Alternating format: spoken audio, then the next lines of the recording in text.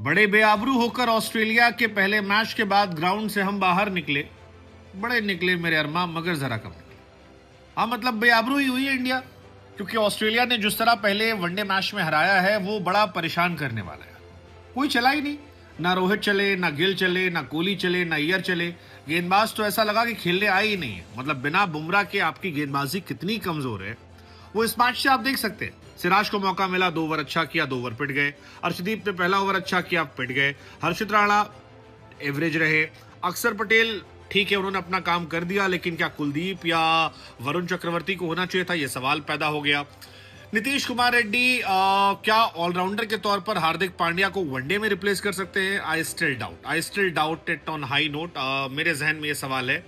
Washington सुंदर he was economical या ठीक ठाक विकेट निकाल लिया था, बट उतना इम्पैक्टफुल या किसी एक हम प्रॉपर बॉलर को रख ले, ये सोचने वाला सवाल है। लेकिन जो सवाल सबसे ज्यादा इस मैच में सोचा या पूछा जा रहा है वो है विराट कोहली और रोहित शर्मा का। अब अगर फ्लॉप होने की बात की जाए तो फ्लॉप तो पूरी इंडिया की बैटिंग लाइनअप रही है। मतलब सबके सब जो है, तू चल मैं आता हूं। 8 पे रोहित, 10 पे गिल, 0 पे कोहली, 11 पे आपके श्रेयस अय्यर, उसके बाद 10 रन पे वॉशिंगटन। तो आप बहुत ज्यादा तो एक्सपेक्ट नहीं कर सकते। लेकिन क्योंकि विराट और रोहित के करियर पर सवालिया निशान है, क्योंकि विराट और रोहित पर प्रेशर है, इसलिए उनका आउट होना खल रहा है। खासतौर पर विराट भाई को ऐसा लगता है कि ये जो ऑफ साइड की बॉलिंग है ये खत्म कर देगी। मतलब ऑफ साइड की बॉलिंग ने विराट कोहली का T20 करियर खा लिया, ऑफ साइड की बॉलिंग ने विराट भाई का टेस्ट करियर खा लिया, और अब ऑफ साइड की बॉलिंग जो है वो विराट कोहली का वनडे करियर भी क्या खा लेगी। केवल 3 मैचेस हैं, और 3 मैच में अगर आप परफॉर्म नहीं करते हैं तो फिर आप पर प्रेशर बहुत ज्यादा होगा। नो मैटर, विराट कोहली साहब ये कहते रहे कि मैंने बहुत क्रिकेट खेली पिछले 15-20 सालों में, रेस्ट नहीं किया है, लेकिन अब मैं सबसे ज्यादा फिट हूं, अब रिटायरमेंट के बाद मैं और एनर्जेटिक हूं। ये सारी बातें अच्छी हैं, सारी बातें अच्छी हैं, लेकिन अल्टीमेटली रोहित और विराट को मैदान पर प्रूव करना पड़ेगा, और आज दोनों ने नहीं किया। रोहित शर्मा 14 गेंदों पर 8 रन बनाकर आउट हुए। विराट कोहली साहब जो हैं वो 8 गेंद पर डोनाल्ड डक कर गए, और ये बहुत परेशान करने वाला है। रोहित 223 दिन के बाद इंडिया के लिए खेलने उतरे थे और सिर्फ 16 मिनट रह पाए। हेजलवुड की बॉल पर स्लिप में कैच थमा बैठे। 500वां उनका इंटरनेशनल मैच था, इसे यादगार नहीं बना पाए। 14 गेंद पर 1 चौका और फिर वो आउट हो जाते हैं, और ये काफी परेशान करने वाला। विराट उससे ज्यादा परेशान करने वाला। मतलब विराट कोहली से यू एक्सपेक्ट यार कि चलो रोहित आउट हो गए, थोड़ा आप और दिखाओगे, बट जीरो थोड़ा सा पेनफुल है। विराट और रोहित दोनों तू चल में आता हूं वाली कहानी थी, क्योंकि सुबह सुबह फैंस बड़े एक्साइटेड थे कि यार 9 बजे मैच शुरू हुआ है, और 9:15 बजे तक दोनों भाई जो हैं वो thank you so much, tata goodbye करके अंदर थे। और इसी वजह से ये सवाल उठ रहा है कि क्यों।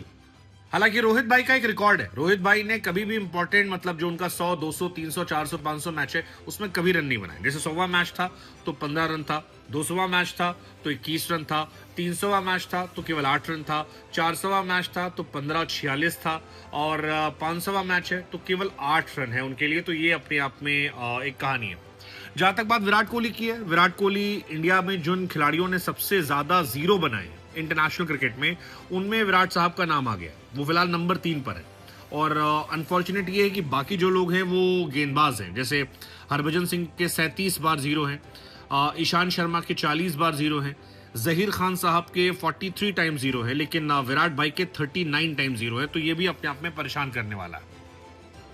एक और विराट कोहली के साथ जो गड़बड़ चीज हुई है वो ये है कि उनका ऑस्ट्रेलिया का एवरेज जो है वो भी गिर गया 50 से नीचे।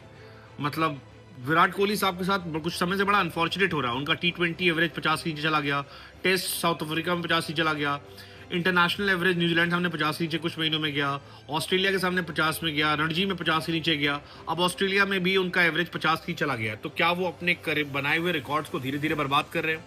ये सारे सवाल जो है ये रहेंगे इंडिया को लेके।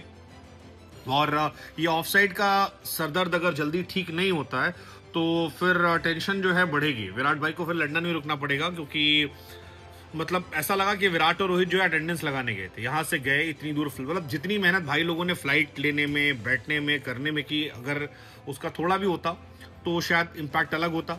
हालांकि जब हम ये बातें कर रहे हैं तो हमें ये भी ध्यान रखना होगा कि जो नए खिलाड़ी हैं, जिनको हम अच्छे खिलाड़ी मान रहे थे रिप्लेसमेंट के तौर पर, उन्होंने भी कुछ खास किया नहीं है। जैसे शुभमन गिल कैप्टन बने हैं, वो भी 10 रन बनाकर ही आउट हुए। 18 गेंदों पे 10 रन। श्रेयस अय्यर जिन्हें हम मिडिल ऑर्डर का एक टॉप क्लच प्लेयर मानते हैं, वो भी केवल 11 रन बनाकर आउट हुए हैं और बहुत कमाल की बल्लेबाजी उन्होंने भी नहीं की। इंडिया की इज्जत जो है वो अक्षर पटेल और केएल राहुल ने बचाई थी। अक्षर पटेल ने 38 गेंदों पर 31 रन और राहुल ने 31 गेंदों पर 38 रन, इन्हीं दोनों ने थोड़ी इज्जत बचाई थी, अदरवाइज हमारी कहानी खत्म हो गई थी। और रेड्डी ने आखिरी में 2 छक्के मार दिए थे, जिसकी वजह से हम 136 पहुंचे थे। हालांकि डकवर्थ लुईस नियम को लेकर भी सवाल उठ रहे थे कि भाई साहब क्या ये सही है, कितना सही है, क्या है, कैसे है, बट जो भी है, ऑस्ट्रेलिया ने 7 विकेट से मैच जीता है। मिच मार्श इस मैच के हीरो आप कह सकते हैं और 46 रन उनके रहे। जोश फिलिप ने अच्छी बल्लेबाजी की, जोश इंग्लिश की जगह जॉर्ज फिलिप आए थे और उन्होंने भी अच्छी बल्लेबाजी की। फिर मैट रैनशॉ आए थे, उन्होंने भी अच्छी बल्लेबाजी की। ओवरऑल ऑस्ट्रेलिया टीम जो थी इंडिया से काफी ज्यादा बेहतर थी। बॉलिंग में Hazlewood was top notch, 7 over 2 maiden 20 run 2 wicket, and Mitchell Starc 6 over 21 1 maiden 22 run 1 wicket. I think ये फर्क था दोनों टीमों के बीच में, ये बहुत बड़ा फर्क था। ये एक्सपीरियंस बिना बुमराह और शमी के गैर मौजूदगी में इंडिया क्या अच्छा कर पाएगी, ये देखने वाली कहानी, क्योंकि शमी को आपने बाहर बिठा रखा है और आपकी बॉलिंग जो है वो बहुत कमजोर है, बहुत कमजोर है। आपके जो प्लेयर अभी आपके डगआउट में भी हैं, जैसे प्रसिद्ध कृष्णा आपके पास है, आप उनको खिला सकते थे, बट अगेन वही कहानी है। कुलदीप आपके पास है, आप उनको खिला सकते थे सुंदर की जगह, वो देखने वाली बात है। जायसवाल इज अनदर मैन जो बेंच पर हैं, हालांकि खिलाओ कहां पर, जगह आपकी टीम में है नहीं। सो जो भी है, जितनी भी टीम है, ओवरऑल कहानी यही है कि इंडिया इस मैच में स्ट्रगल करती नजर आई है। एंड जिस तरह की बॉलिंग लाइनअप है, मुझे लगता है कि आगे मैचेस में भी इंडिया स्ट्रगल करेगी, क्योंकि आपके पास वो टॉप क्वालिटी बॉलिंग जो है वो नहीं निकल कर आई है। और या देखते हैं, मतलब Arshdeep and Siraj, we expect कि ये इनमें से कोई सामने आए। हर्षित को भी अपने आप को प्रूव करना पड़ेगा, बिकॉज हर्षित राणा पर भी बहुत प्रेशर होगा, क्या वो खेलेंगे या प्रसिद्ध कृष्णा को अगले मैच में लाया जाएगा। बट ये प्रेशर परेशान करने वाला है और ये प्रेशर परेशान करेगा इंडिया अगले मैच में। बॉलिंग इंडिया की ऑस्ट्रेलिया कंपैरिजन में कमजोर है और इसी वजह से ऑस्ट्रेलिया ने पहला मैच 7 विकेट जीत लिया। लेट्स होप बचे हुए 2 मैचेस में इंडिया परफॉर्म करे, अच्छा करे और फोड़े, और कम से कम हारे भी तो रोहित और विराट चले, बिकॉज अगर ये दोनों फ्लॉप हुए तो फिर इंडिया की कहानी गड़बड़ होगी और एक एरा का एंड हो जाएगा। एंड सच कहूं तो आई डोंट वांट टू सी कि इंडिया का वो एरा खत्म हो। सो लेट्स जस्ट होप कि रोको को अगले मैच में कोई रोक ना पाए।